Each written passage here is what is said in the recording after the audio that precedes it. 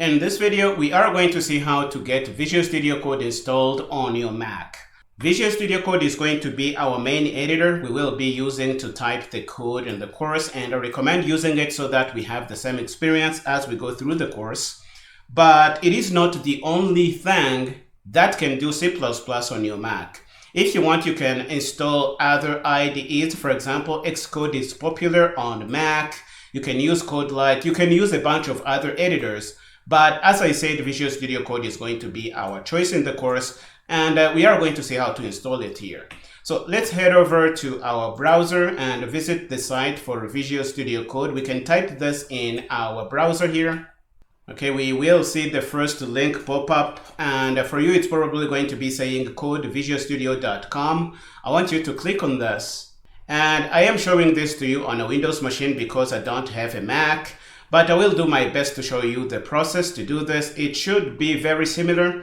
If you scroll down here, you're going to see a section for the Mac. And for the Mac, we have two kinds of processors. You can have an Intel chip or an Apple Silicon chip.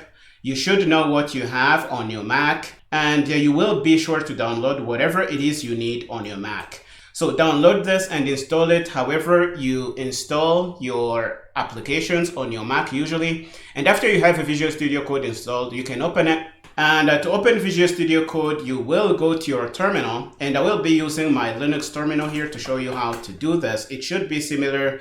You will go in a folder somewhere on your system. Let's make one here on my Linux machine. We can say mkdir testdir. And we're going to cd into here. And if we do code here, code that and run this, this is going to start Visual Studio Code in this folder here. Again, this is only going to work if you have a Visual Studio Code installed properly. And once Visual Studio Code is started up, it is going to look something like this. For you, it should be showing the Get Started window here if it is the first time you start this.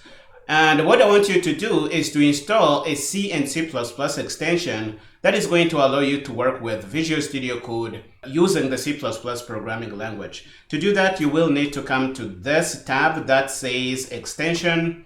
So if you hover over it, it is going to say Extensions. Click on it, and you will see a window pop up on top where you can type. I want you to type C/C++.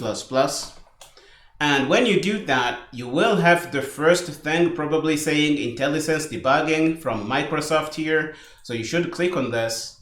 And on the right here, we will have a button saying Install.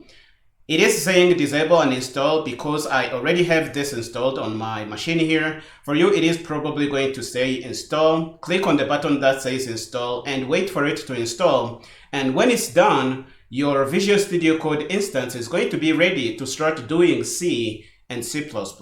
And this is really all I wanted you to see in this lecture. If you have any questions, you can ask, and I will do the best I can to help you out.